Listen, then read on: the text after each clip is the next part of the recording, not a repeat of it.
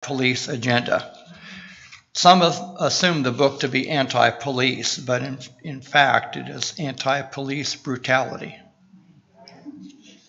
Even the local Capital Journal paper published a recent April 6th Associated Press piece per the American Library Association.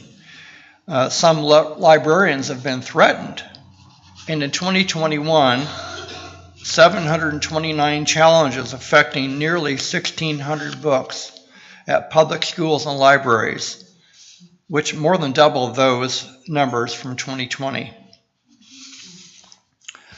Dr. Harvey Graff, a professor at Ohio State University, wrote an essay titled "The History of Book Banning." So from an article by the Publishers Weekly website dated December 31st, 2021, Dr. Graff writes, in part, "In late 2021, I'm confronted with an unprecedented new illiteracy, another version of the ever-shifting literacy myth. The historical continuities are shattered by, first, the call to ban books in innumerable circumstances.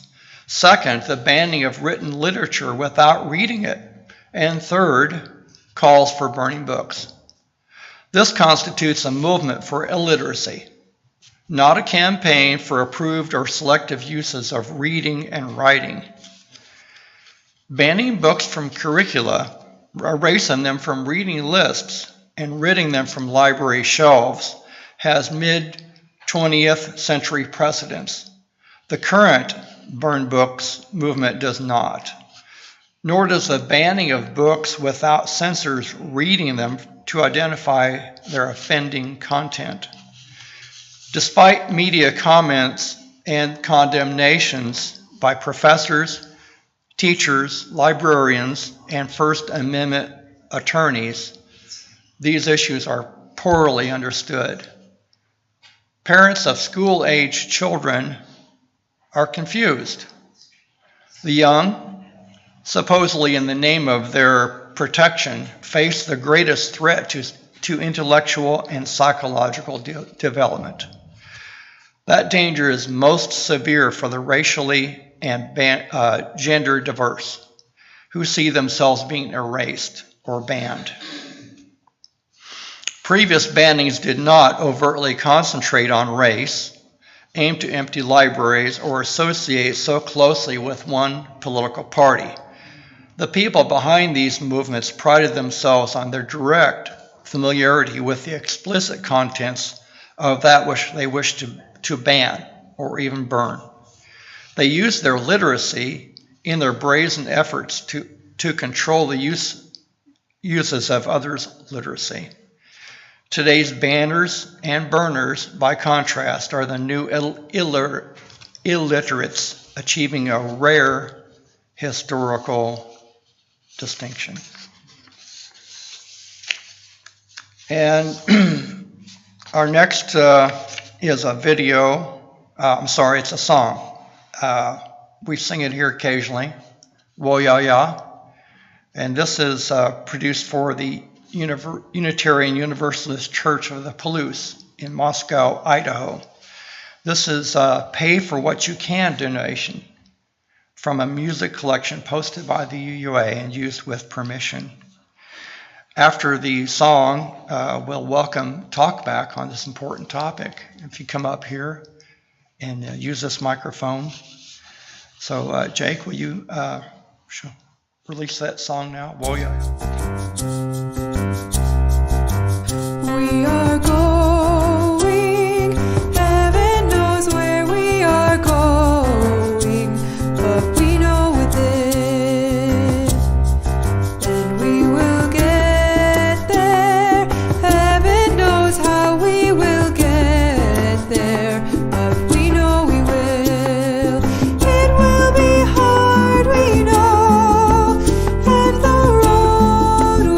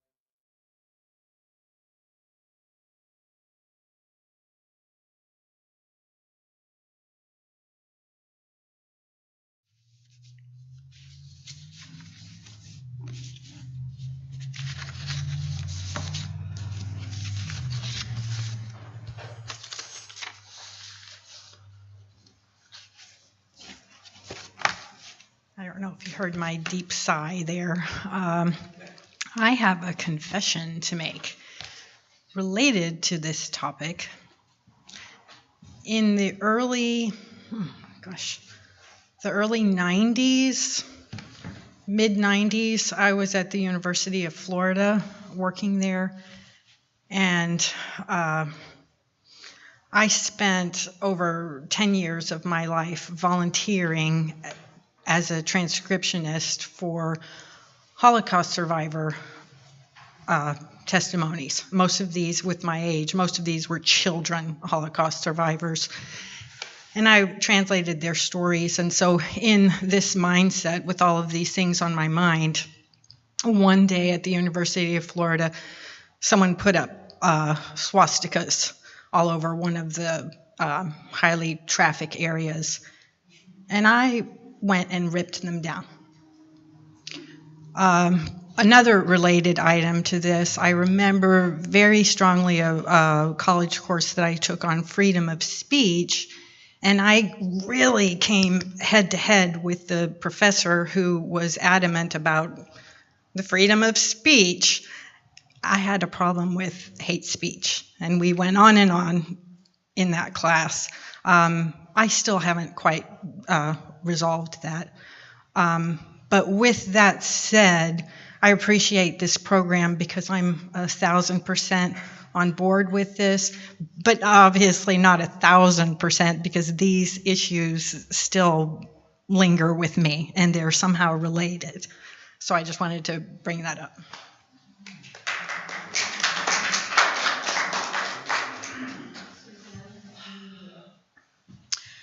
Vicki George, retired librarian. Two things, and I was trying to quickly find the date, and I couldn't.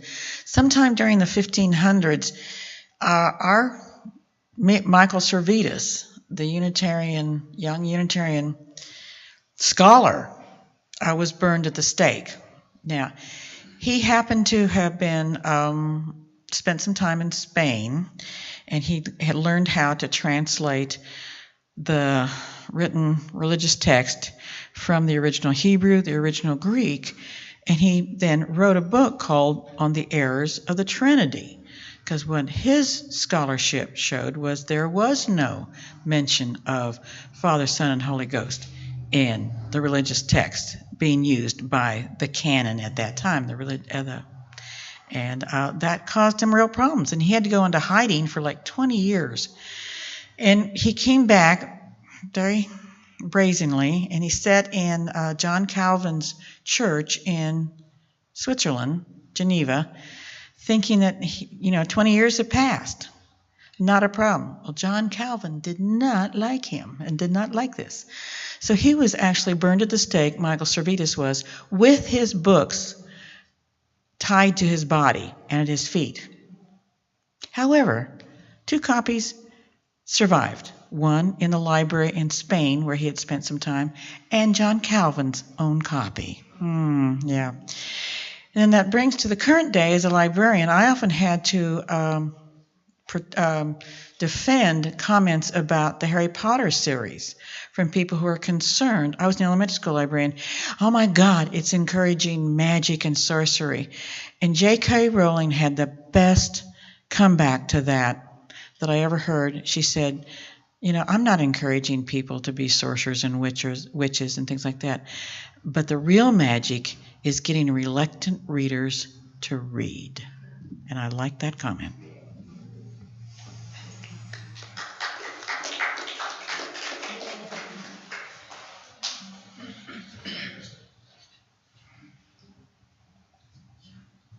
Hi, my name is Walt.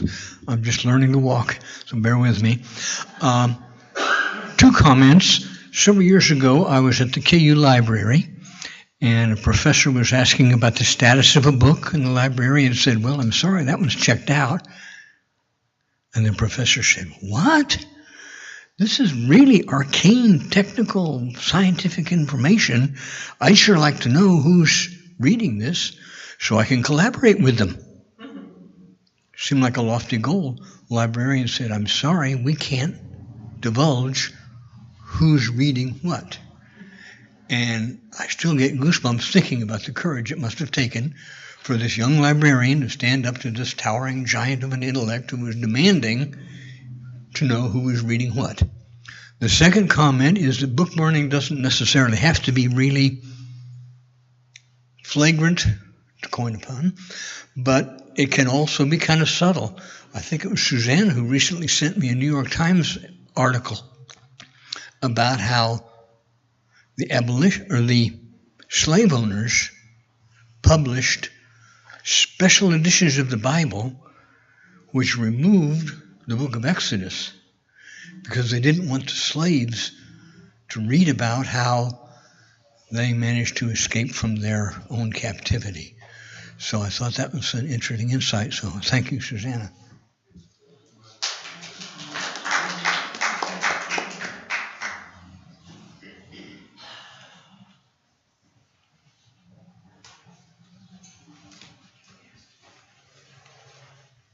I think the thing that disturbed me in teaching, as I was, as you know, an English teacher, high school out in California, is I was using Inherit the Wind, which is about the Scopes trial between Darwinism and evolution, and I knew that hardly, I don't, you know.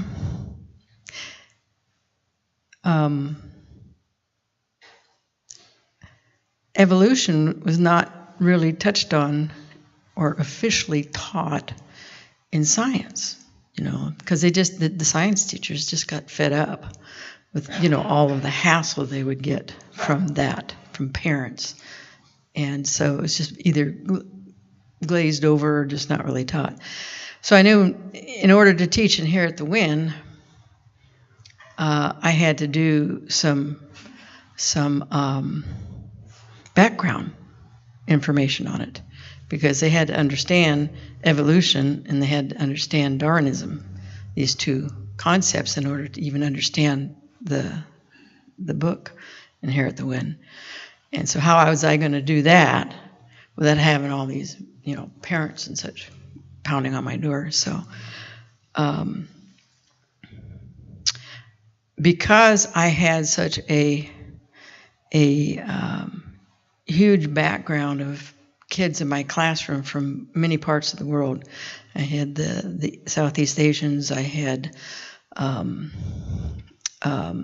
East Indian, I had Eastern European, plain old American, Russians, Arabic, just all kinds.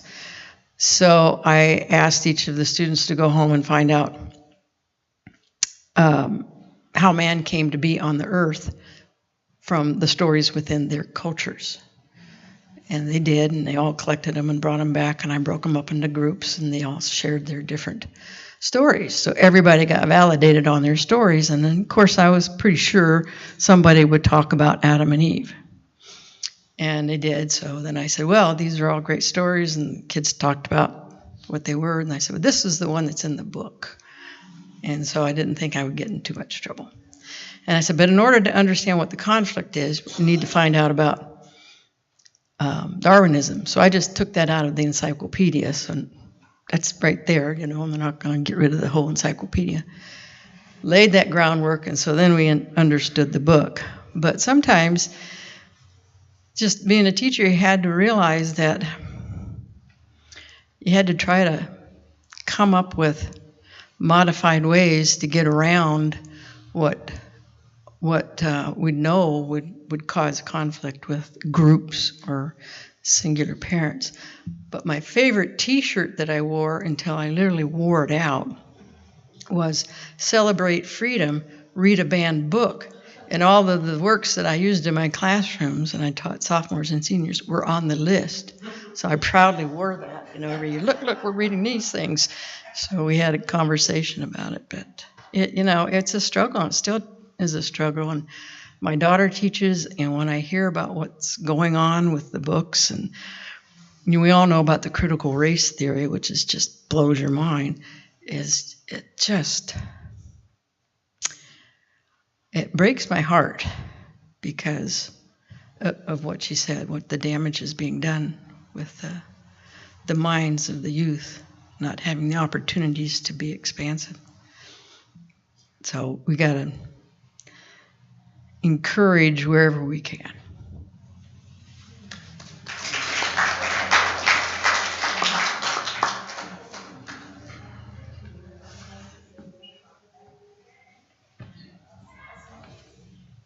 Anyone else?